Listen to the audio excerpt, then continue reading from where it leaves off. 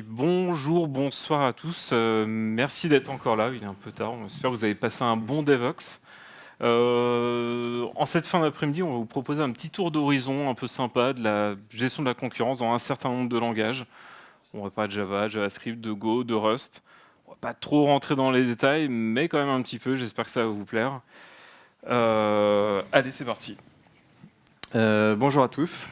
Je vois que la salle est bien remplie, les gens se battent pour avoir de la place. Super. Non, c'est juste comme ça, quand ma grand-mère va regarder le replay, elle va regarder les 5 premières secondes, elle va se dire mon petit-fils est une rockstar, hein, tout le monde s'arrache les places, et puis elle va arrêter la vidéo. Et si vous applaudissez maintenant, c'est encore mieux.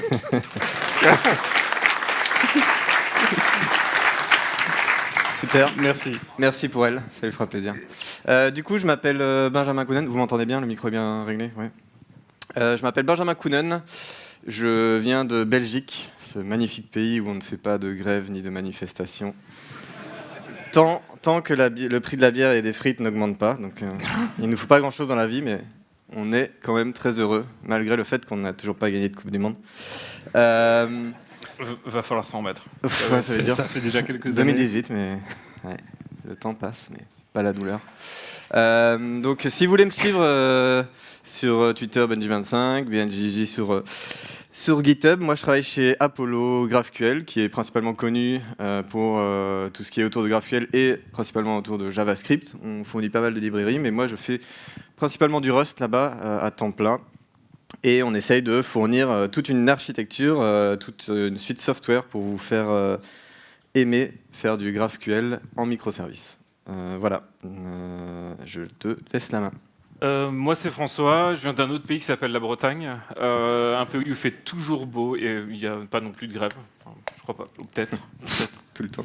Je travaille au OVH depuis déjà un certain nombre d'années, je pense que vous connaissez OVH, je ne vais pas vous faire le speech. En tout cas on avait un stand, j'espère que vous y êtes passé, il y avait plein de gens super intéressants à rencontrer là-bas. J'y étais pas beaucoup, c'est pour ça que je me C'est pour ça qu'il y avait des gens intéressants. Voilà, c'est pour ça. Alors, on va vous parler de gestion de concurrence et on va déjà commencer par mettre un peu les choses au clair. Souvent, on oppose un peu la concurrence au parallélisme. En fait, c'est une erreur. On fait de la concurrence dans le cadre du parallélisme. Et avant toute chose, qu'est-ce que c'est que le parallélisme ? Le parallélisme, c'est simplement... Le texte est un peu petit, là, je vais le monter. Voilà. Ouais, il est vieux, il a besoin. Je ne suis pas tout jeune. Alors, c'est quoi le parallélisme ? Ça permet simplement d'exécuter plusieurs actions en simultané. Voilà, merci, bonsoir.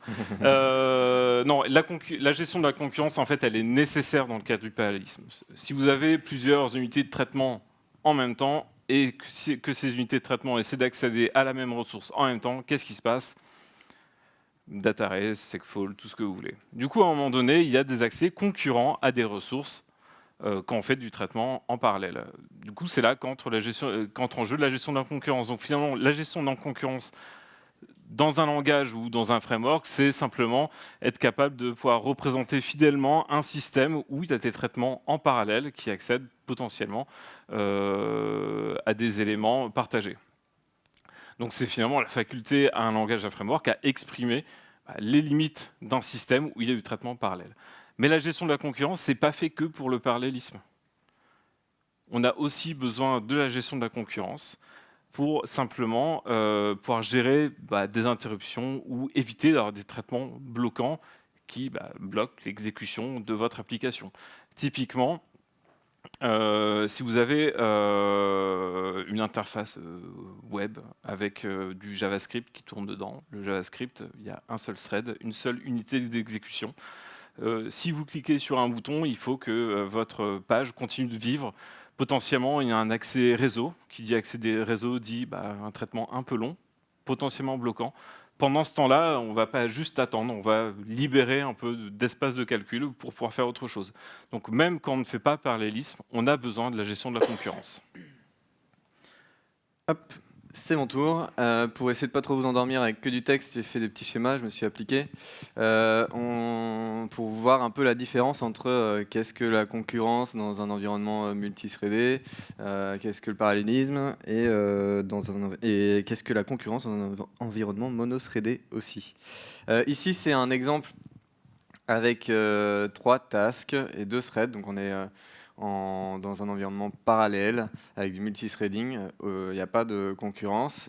Si par exemple on imagine le scénario où en fait dans la task 3 j'ai besoin d'écrire sur une donnée qui se trouve aussi, qui est partagée avec le thread 2 dans la task 2, on va avoir un petit souci parce que c'est à ce moment-là où en fait 2 threads vont vouloir écrire en parallèle sur une même donnée et on va avoir un comportement indéfini parce que qui va passer en premier, on ne sait pas et c'est pas déterministe.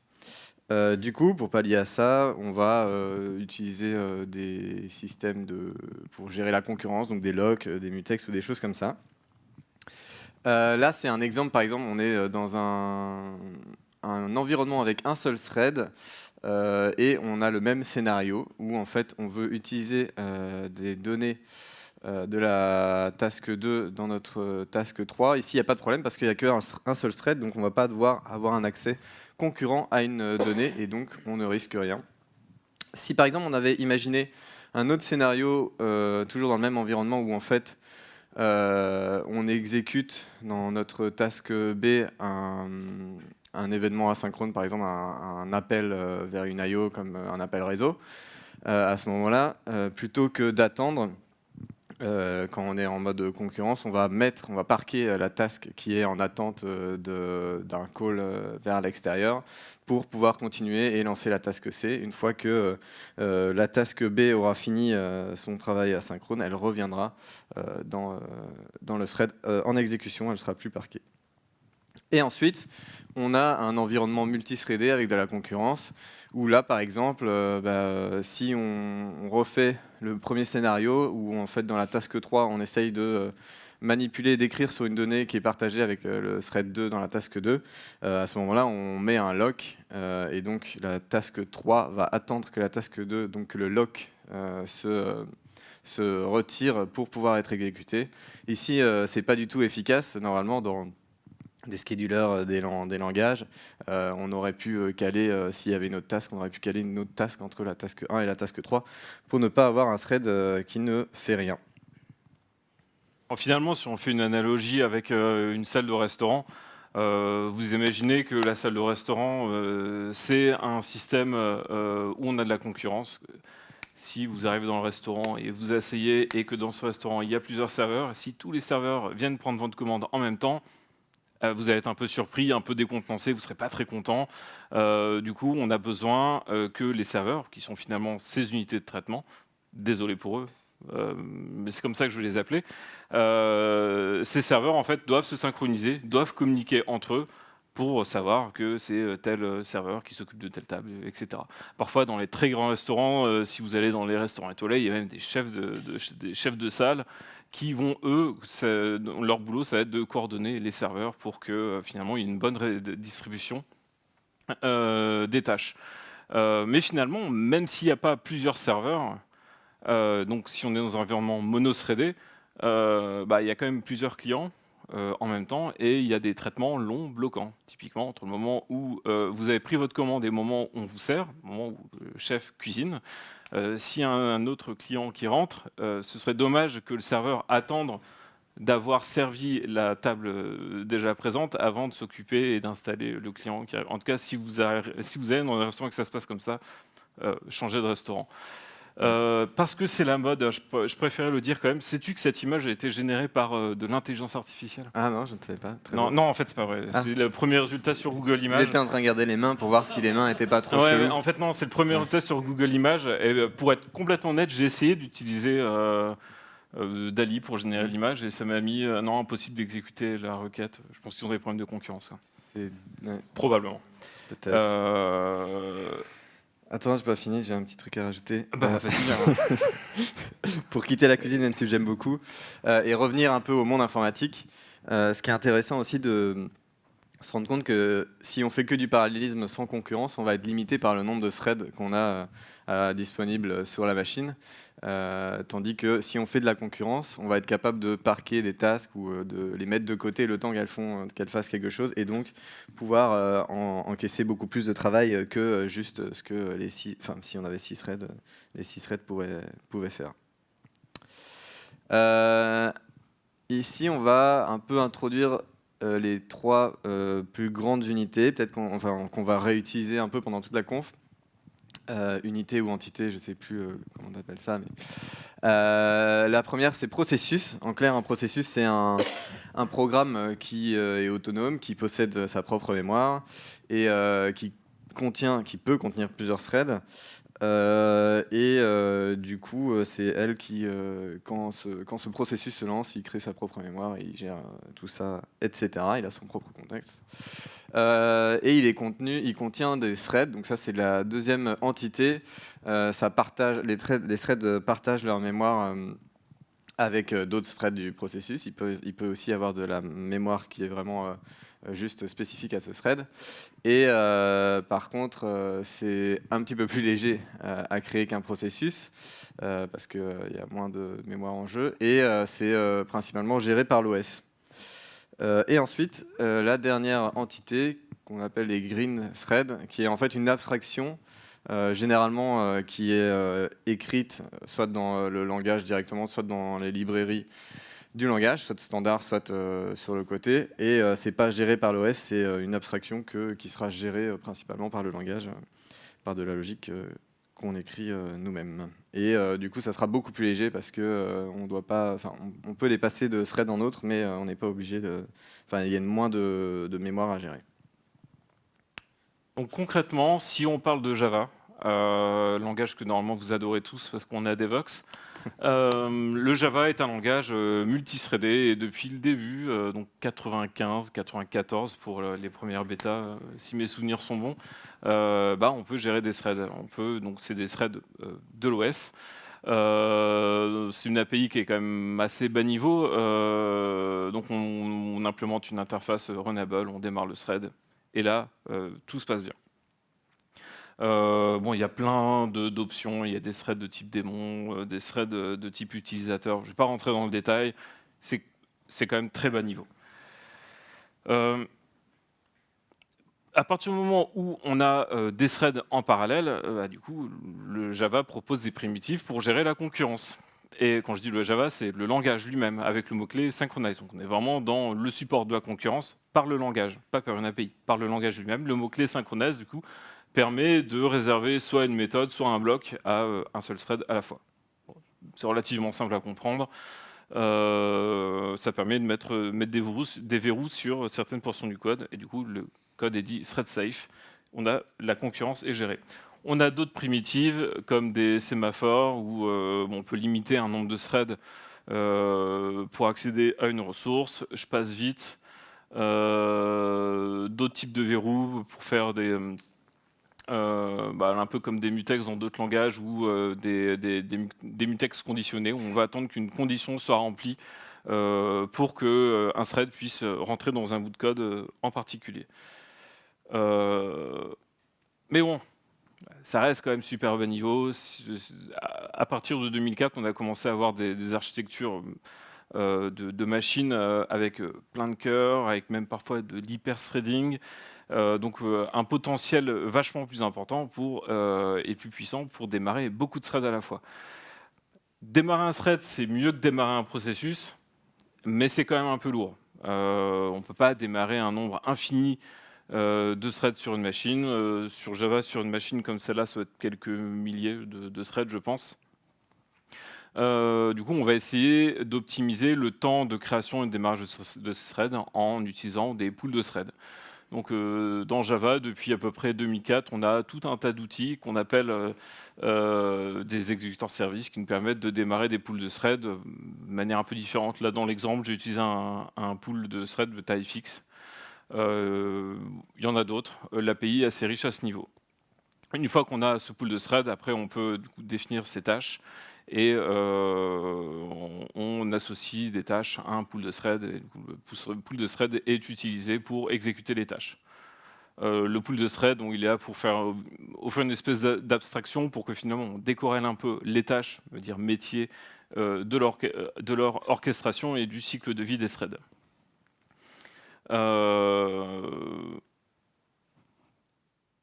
Un peu plus tard, on a eu des patterns un peu plus intéressants.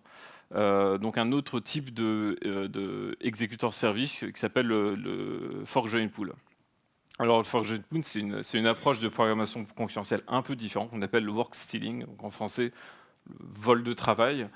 L'idée, ça va être d'optimiser finalement au maximum les threads et de faire en sorte d'avoir une file d'attente partagée la plus locale possible pour les threads.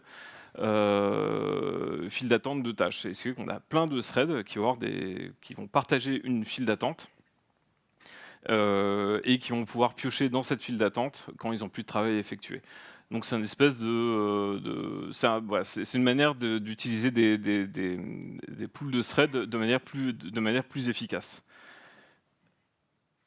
On a aussi à cette époque-là, alors voilà, c'est la même chose, c'est l'exemple de code qui va avec.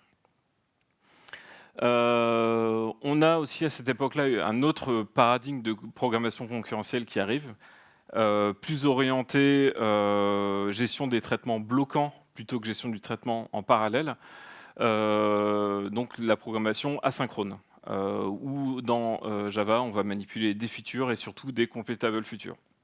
Là, l'idée, c'est d'écrire du code en disant j'appelle cette fonction qui est asynchrone et de faire finalement des enchaînements de traitements successifs et les différentes tâches vont s'attendre. Donc on exprime finalement toutes les dépendances entre ces tâches et les API en Java vont s'occuper d'orchestrer les threads et d'exécuter les tâches dans le bon ordre. Donc c'est sympa, surtout quand on commence à manipuler les streams, on peut faire des choses assez sympas. Par contre, au début j'avais mis dans la présentation un exemple de code, je l'ai enlevé parce que ça m'aurait tué là. Ouais, et puis parce que déjà il est tard et en fait quand on l'a répété hier, j'ai passé un quart d'heure à l'expliquer. En fait, le problème de ce type de programmation, c'est ultra verbeux.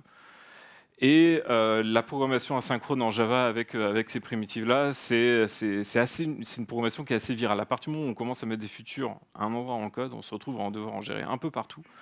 Et le code devient super complexe à lire et super complexe à débugger aussi parce qu'on a finalement aucune dépense. Au runtime, il n'y a aucune dépense entre les différentes tâches qui sont exécutées successivement. Donc on regarde la stack trace. On n'arrive pas du tout à débugger comme on a l'habitude de le faire quand on fait de la programmation séquentielle. Donc voilà, ça c'est un peu un pain point. Néanmoins, il y a le projet Loom. Alors on a parlé plusieurs fois pendant ce Devox, il y avait une présentation ce matin qui était hyper bien. Donc je vous inviterai, alors déjà j'espère que vous l'avez vu, si vous ne l'avez pas vu, et même si vous l'avez déjà vu, vous la re-regarderez quand la vidéo sera disponible, c'était vraiment hyper intéressant. Donc le projet Loom, qui est une initiative qui a déjà quelques années, qui va introduire 3 grandes notions. La première qui va être la structure concurrency. Structure concurrency qui va nous permettre finalement d'abandonner un peu, du moins de mettre de côté la manière dont on avait de programmer de manière asynchrone en Java, pour revenir à une programmation qui est un peu plus impérative et un peu plus procédurale. Néanmoins, on va être capable de créer des scopes de traitement qui pourront être traités en parallèle ou de manière asynchrone et être capable de définir les dépendances entre ces scopes de traitement. L'avantage de ça, c'est que au moment du debug, si on est dans le cadre d'un scope structuré de concurrence, on s'y perd un peu moins. Pour revenir sur la conférence de ce matin, vous verrez des exemples de code, c'est effectivement beaucoup plus intéressant. On aura aussi les scope values. Alors structure concurrency et scope value, c'est encore in progress. Je crois que dans la prochaine LTS de Java, ce sera en preview, ça risque encore de bouger. Les scope values, ça va permettre dans les différents traitements qui vont être effectués de manière asynchrone, ça va pouvoir permettre de pousser de la data qui sera disponible dans le traitement un peu plus tard. Et surtout, pourquoi on parle beaucoup du projet Loom, c'est l'introduction de Virtual Thread. Et ça, c'est vraiment un game changer en fait dans le monde du Java finalement, parce qu'aujourd'hui, un truc intéressant en Java, c'est les exécuteurs services qui permettent de créer des thread pools. C'est hyper customisable. Les thread pools, c'est performant. Mais il n'y a que quelques milliers de threads disponibles. Aujourd'hui, on le verra après, on a d'autres langages qui permettent de bénéficier de green thread, qui sont des abstractions de thread encore plus légères. Les virtual threads, c'est un green thread. C'est l'instanciation d'un virtual thread, c'est 1000 fois plus performant qu'un thread de plateforme quand on parle Java, mais du moins qu'un thread de l'OS. Finalement, le use case un peu de ces virtual threads, si vous imaginez une API que vous développez en Java, il faut imaginer que n'importe quelle requête HTTP qui va arriver sur cette API, ça va être un virtual thread indépendant. Et ça, c'est quand même plutôt intéressant en termes d'isolation des traitements, quoi. Ce qui est intéressant, c'est qu'il propose d'ores et déjà des mécanismes en fait, pour faire le pont entre les virtual threads et les exécuteurs services qu'on a déjà l'habitude de manipuler. Donc finalement, dans la prochaine LTS de Java qui sortira dans les mois qui viennent, peut-être que vous pourrez regarder si votre application est déjà compatible avec virtual thread juste en changeant la manière dont vous instanciez votre exécuteur service, quoi. C'est pas sûr que ça marche, hein, mais ça vaut le coup d'essayer. Parce que finalement, si on fait un peu un petit récapitulatif de Java, dans les points positifs, c'est que l'API est quand même riche. On peut faire de la programmation parallèle et bien gérée, soit directement dans le langage de manière bas niveau, soit de manière un peu plus sympa en faisant du workstreaming avec les fork join pool. On peut gérer du parallélisme en prenant en compte la concurrence. Les thread pools, il y a plein de manières il y a plein de types de thread pools différents, ça c'est plutôt cool. Dans les désavantages de Java, jusqu'à présent, on n'avait pas vraiment on n'avait pas de green thread, donc les threads de l'OS ils sont quand même limités. Le passage de contexte d'un thread à l'autre, ça coûte quand même cher. Et la programmation asynchrone qu'on fait beaucoup par stream, c'est quand même verbeux et super viral dans le code. Pour ces deux problèmes, on a le projet Loom qui arrive et qui offre de super perspectives. Donc, encore une fois, si vous n'avez pas plus d'infos que ça, si vous avez juste entendu parler du projet Loom, renseignez-vous là-dessus. Ça va être vraiment, c'est vraiment un très très beau projet, quoi. Tu es en train de dire qu'après le projet Loom, Java sera parfait. Java sera parfait. Ah ouais. Je suis pas développeur Java, mais je l'ai quand même dit. C'est bon pour toi? Ouais, on peut enchaîner. Moi, je vais parler vite fait du JavaScript. Comme c'est un langage plutôt bien répandu et que les gens connaissent comment ça fonctionne, je vais pas m'attarder non plus très longtemps. Et aussi parce que c'est pas forcément le plus fun à voir. Du coup, JavaScript, ce qui est intéressant, c'est que son runtime asynchrone, il est intégré. Enfin, c'est un langage qui est interprété, il est intégré directement dans le langage. Pour gérer la concurrence, c'est basé sur une event loop, c'est single-threadé. Et la primitive asynchrone qui va permettre d'exécuter des tâches asynchrones, c'est la promise ou promise, je ne sais toujours pas comment on dit. Du coup, comme le JavaScript, c'est un langage qui est assez ancien, il a pas mal de legacy parce qu'il se veut rétrocompatible à chaque fois qu'il sort une version. Et du coup, il y a plusieurs patterns qui sont aussi utilisés pour faire de l'asynchrone. Donc, par exemple, le premier, c'est le plus connu et le plus classique, c'est le pattern de callback, où en fait, là, par exemple, dans add async, on a un set timeout avec un callback à l'intérieur qui est une fonction qui va être appelée une fois que cet appel asynchrone sera terminé. Il y a un autre pattern qui a émergé après, c'est les promises.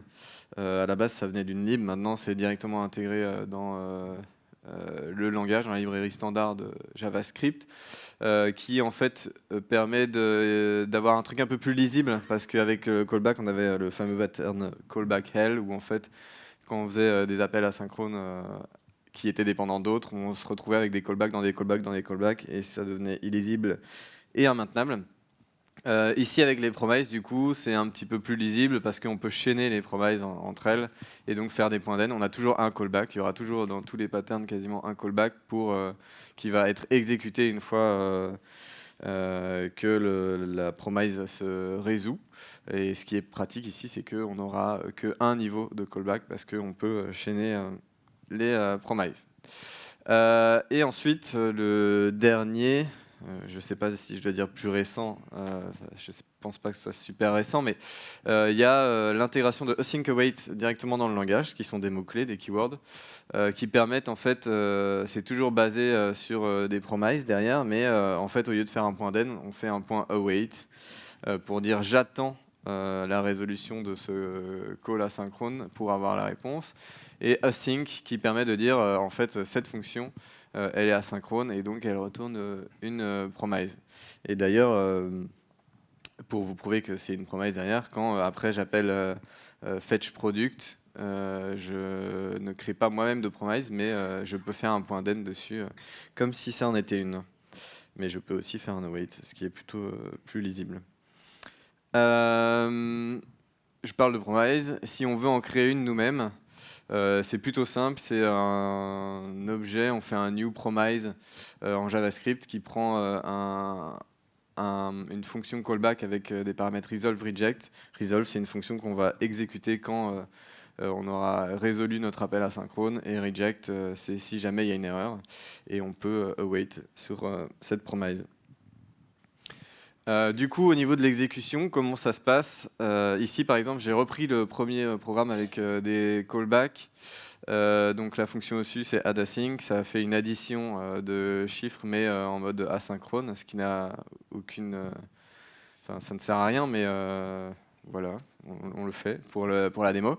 Et ici, en dessous, du coup, j'ai l'exécution. Donc j'appelle console log before. Donc ce qui va se passer, c'est qu'à droite, on a un schéma de l'exécution avec sur la gauche de ce schéma on a l'event loop et sur la droite le programme principal qui s'exécute, donc le thread principal qui s'exécute.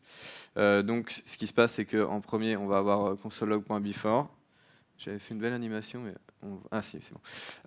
Ensuite on appelle addAsync avec 1, 2 et on lui passe une fonction de callback qui va faire un console log de result. On continue l'exécution. Donc on rentre dans addAsync, on a ce setTimeout qui prend un callback, parce que ce setTimeout exécute un call asynchrone, donc le callback va être exécuté une fois que ce call asynchrone a été fait. On continue l'exécution, on affiche le console log after, et seulement quand on a fait tout ça, quand l'appel asynchrone est terminé, on va rentrer dans le callback qu'on lui a donné, qu'on voit ici sur la droite, qui est ressorti de l'event loop, parce que le callback, une fois que le call asynchrone a été fait, se met dans l'event loop, et on l'exécute. L'event loop, en fait, c'est une queue FIFO, en clair, et first in, first out, et après, il a des étapes, des phases. Donc par exemple, quand c'est un timer, ça va passer en premier. Après, ça va être des appels asynchrones, ça va être géré ensuite. Il y a plusieurs phases au sein de l'event loop. Mais en gros, l'idée, c'est une queue dans laquelle on stack nos éléments asynchrones en attendant qu'on ait un retour de ces éléments. Du coup, j'avais dit que ça allait être très rapide. Dans les avantages, c'est qu'il n'y a pas de multithreading. Je sais pas si, enfin, c'est un avantage et un inconvénient. Du coup, on s'emmerde pas avec des locks et des gestions de synchro entre des écritures sur les données. Donc c'est super simple. Et dans la même idée, les promises, c'est super simple à implémenter comparé à d'autres primitives asynchrones qu'on peut trouver dans d'autres langages. Du coup, ce qui est chiant, c'est qu'il n'y a pas de multithread, donc on ne va pas consommer toute la puissance qu'on pourrait avoir sur une machine. Du coup, généralement, ce que les gens en JavaScript font, c'est qu'ils spawnent plusieurs process, vu qu'il n'y a qu'un thread. Vu que le langage est assez vieux, il a quand même pas mal de legacy et donc pas mal de patterns pour faire de l'async. Et on va parler de Go. Alors le Go, c'est un langage multithreadé, mais il n'y a pas de thread. Voilà. Il n'y a pas de thread, mais il y a des Go-routines. Dans d'autres langages, on parle de coroutines. Quand tu dis qu'il n'y a pas de thread, c'est juste qu'on ne peut pas les manipuler. On ne peut pas manipuler de thread. Ouais. À aucun moment. Okay. Mais voilà, il y a des Go-routines qui sont des green threads. Donc c'est des abstractions de thread, c'est plus léger. Ces Go-routines ont des contextes qui sont indépendants, elles vivent les unes à côté des autres. Et on a quand même un moyen de communiquer et de synchroniser ces Go-routines grâce à une primitive qui s'appelle le channel. Toutes ces goroutines qui sont les unes à côté des autres, elles sont prises en charge par un scheduler de goroutines. Et la particularité de Go, c'est qu'il est capable d'exploiter toute la puissance de votre ordinateur. Alors j'ai dit particularité, j'ai pas dit avantage. Tu noteras. La particularité, c'est qu'il est capable d'exploiter tout ce que vous avez sur votre machine. Vraiment tout. Du coup, il va utiliser tous les corps disponibles. Donc finalement, ça c'est du code Go. Je ne sais pas s'il y a beaucoup de développeurs Go dans la salle. Okay. Ouais, on est nombreux. Voilà du code Go. Et voilà du code Go avec une goroutine. Vous avez vu la différence? Hop, le mot-clé Go. Donc pour lancer une goroutine, on rajoute Go devant la fonction et la fonction sera lancée dans une goroutine. Donc c'est quand même ultra simple. Une fois qu'on a fait ça, bon là si on lançait le programme, en fait la goroutine ne se lancerait même pas parce que du coup le main c'est le point d'entrée, donc il s'arrêterait tout de suite. Mais voilà, le mot-clé Go, donc les virtual threads sont intégrés directement dans le langage grâce à ce mot-clé. Du coup, avec toutes ces goroutines, on sait lancer des traitements en parallèle, donc on a des primitives de synchronisation pour bloquer ces goroutines les unes par rapport aux autres, si on veut. Donc tout ça, c'est dans le package sync qui est dans lib standard. Donc vous allez surtout utiliser les mutex, qui sont des verrous qu'on lock et qu'on unlock. Et les wait groups. Les wait groups, ça va être un mécanisme pour maîtriser finalement le nombre de goroutines qui ont effectué un traitement et s'assurer qu'un ensemble de goroutines a bien fait tous ces traitements et que ces goroutines sont terminées.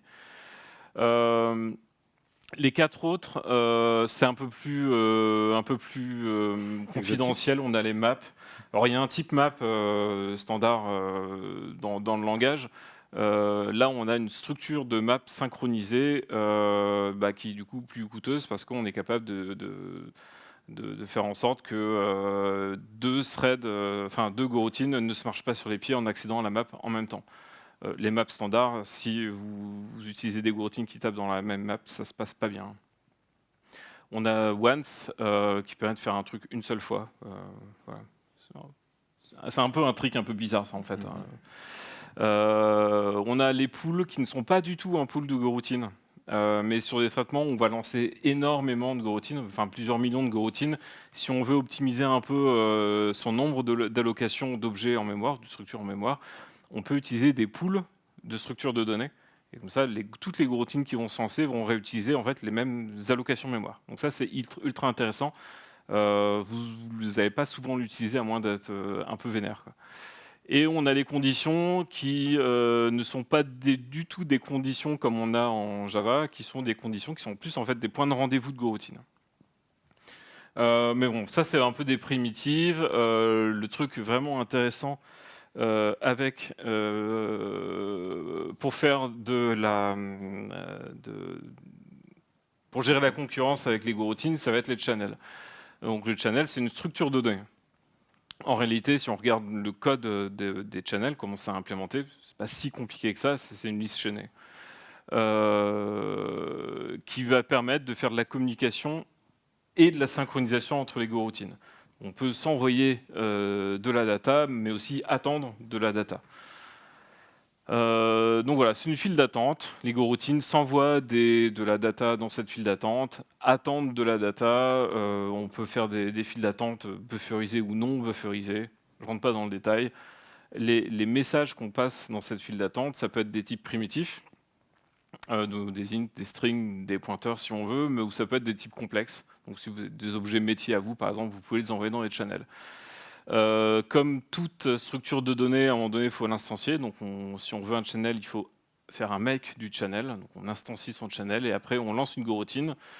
Attends, je vais prendre la souris si j'y arrive. Ouais, je sais. Là, on met un message dans le channel et là, on attend que le message sorte, enfin, soit disponible dans le channel. On le récupère dans une variable. Donc, en fait, là, on lance un traitement asynchrone et là, on va être bloquant sur la récupération d'un message. J'enchaîne, je fais vite. Ces channels, en fait, ça va être vraiment la primitive qui va nous permettre de faire quasiment tous les patterns de programmation concurrentielle que vous avez. Alors, on peut faire un pattern type producteur-consumer, où là on instancie un producteur et un consumer qui communiquent avec au travers d'un channel unique. Vous voyez que dans les channels, on peut les utiliser dans un sens ou dans l'autre avec le petit symbole de flèche, donc pour écrire dans le channel ou pour seulement lire dans le channel. Mais aussi, on peut exprimer de la programmation asynchrone en renvoyant, en appelant une fonction qui va lancer une goroutine, et cette fonction renvoie un channel, et on va se mettre en attente de ce channel. C'est l'exemple sur la droite. Donc très bien, on a tout un tas de goroutines. Honnêtement, on peut lancer vraiment des millions de goroutines en parallèle, ça tourne sans problème, quoi. Comment Go schedule, orchestre toutes ces goroutines. Donc on a un planificateur qui va être capable d'orchestrer toutes les goroutines à exécuter sur un ensemble de threads que lui-même va orchestrer, le thread de l'OS, et ces threads vont être dispatchés sur les différents cœurs en fait, de votre CPU. Donc on a une file d'attente globale des goroutines. Donc dans votre traitement principal, vous allez instancier des goroutines qui vont se retrouver là. Et on va être au niveau de chacun des cœurs, on va avoir des files locales de goroutines à exécuter. Du coup, les threads en fait vont piocher dans la file locale, ce qui fait qu'en termes de context switching, c'est quand même plus rapide. Et, qu'est-ce qui se passe si tu exécutes une goroutine dans une goroutine du coup? C'est-à-dire si on lance une goroutine dans une goroutine? Oui. Excellente question. Si on lance une goroutine dans une goroutine, si on crée une goroutine dans une goroutine, en fait, la goroutine va être mise dans la file locale. Elle ne va pas remonter jusqu'à la file globale, elle va rester dans la file locale. Du coup, ça a un problème. Ça implique un problème qui est qu'à un moment donné, on peut se retrouver avec un cœur qui aura épuisé sa file locale de goroutine à exécuter. Alors, qu'est-ce qui va se passer? Il va faire du work stealing. Donc, il va aller piocher directement chez le copain, chez le cœur d'à côté, des tâches à exécuter. Très bien. Mais ça a un coût. Donc, si on se retrouve à instancier énormément de goroutines, on va potentiellement se retrouver à avoir énormément de work stealing. Donc, le trick à ça, c'est ce qu'ils ont appelé les spinning threads.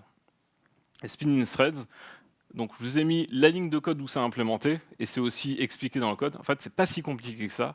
À un rythme un peu bizarre, on va se retrouver à éteindre des threads sur les cœurs, pour que finalement des cœurs travaillent moins et un peu équilibrer la charge comme ça.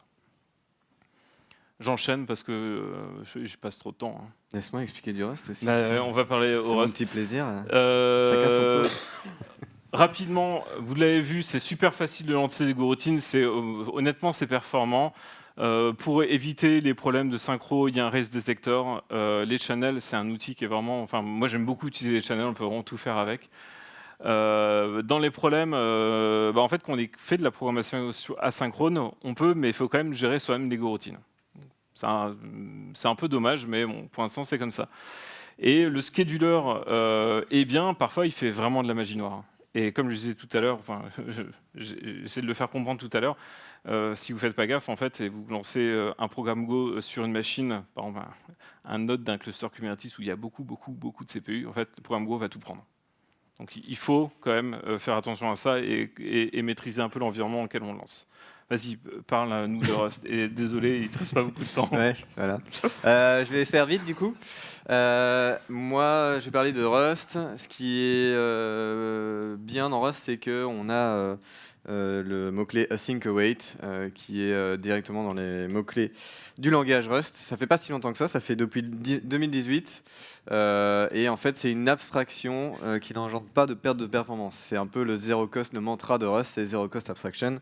J'explique vite fait un exemple très parlant, c'est que quand on fait un point map et un point filter sur une collection en Rust, c'est aussi performant que si on faisait une boucle for avec les mêmes traitements dedans. On ne va pas itérer deux fois. Il y a ce qu'on appelle un MIR, une Middle Intermediate Representation, quand il compile.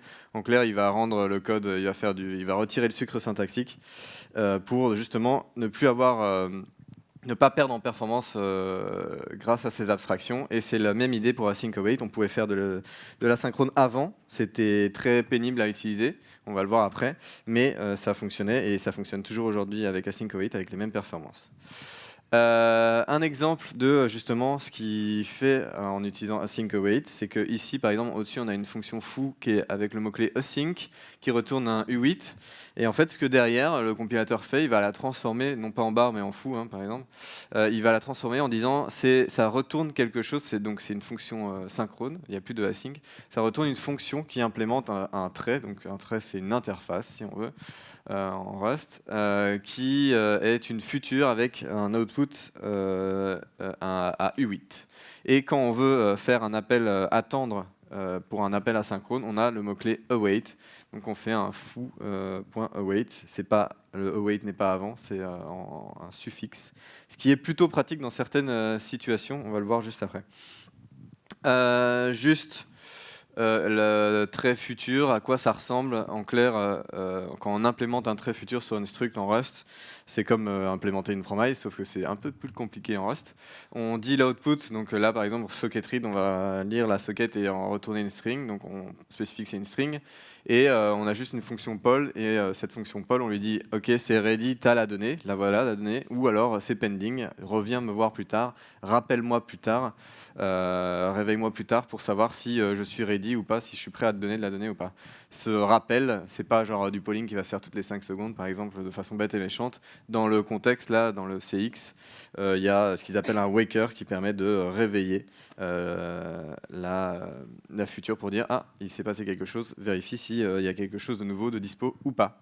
Quand je disais que c'était pratique, le point await, c'est que au final, quand on veut faire en JS des the wait, c'est chiant parce qu'il faut mettre des parenthèses globales et tout ça. Ici, en fait, on peut faire des points await, on fait notre truc, on récupère un autre élément et on refait un point await.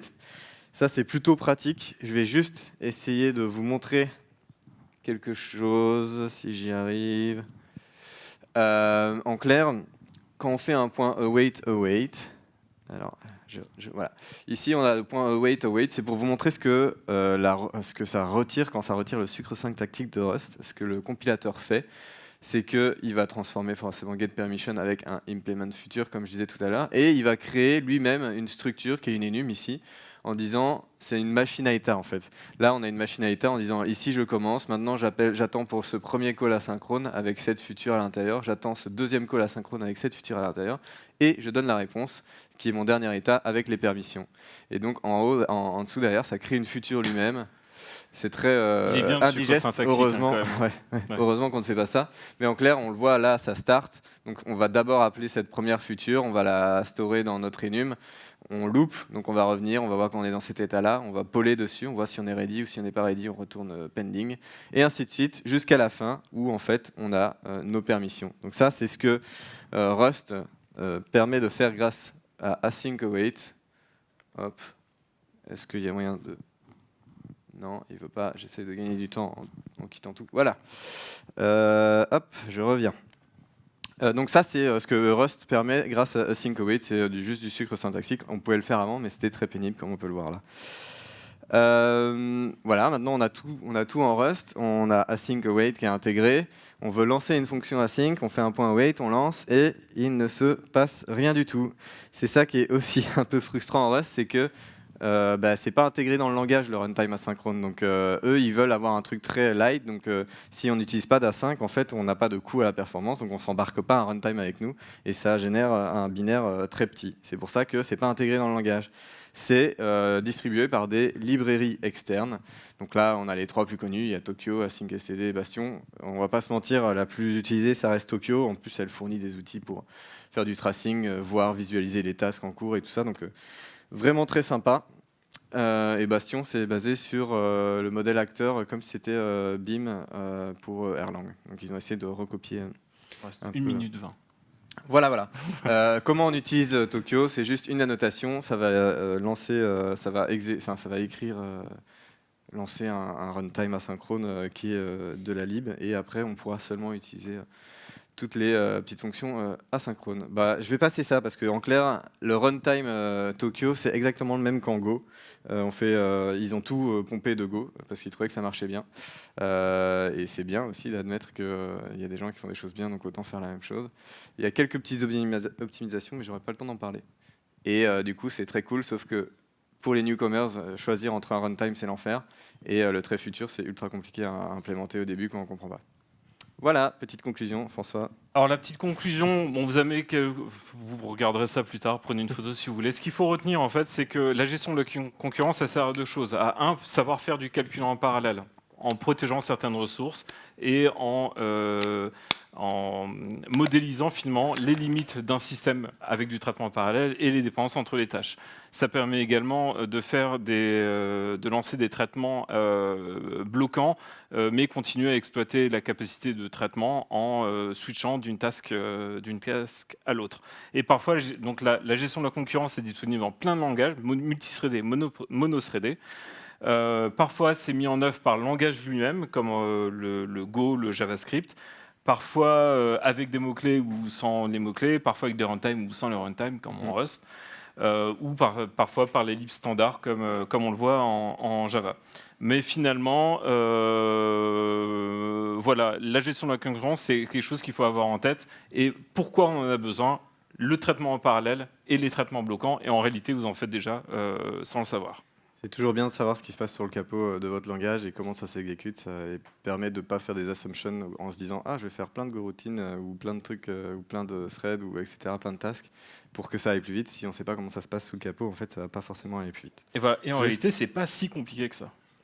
J'avais mis un bonus, si jamais vous êtes curieux, si on veut descendre encore plus au niveau système, parce que en fait, les tasks, les threads et tout ça, quand on fait des appels asynchrones, ça génère des calls système, et donc la gestion des I/O gérée par des OS, par les OS principalement Linux ici, je vous conseille de chercher ces mots-clés sur Internet et de voir comment ça fonctionne, c'est super intéressant. Malheureusement, j'ai pas le temps d'en parler aujourd'hui. Voilà, merci beaucoup.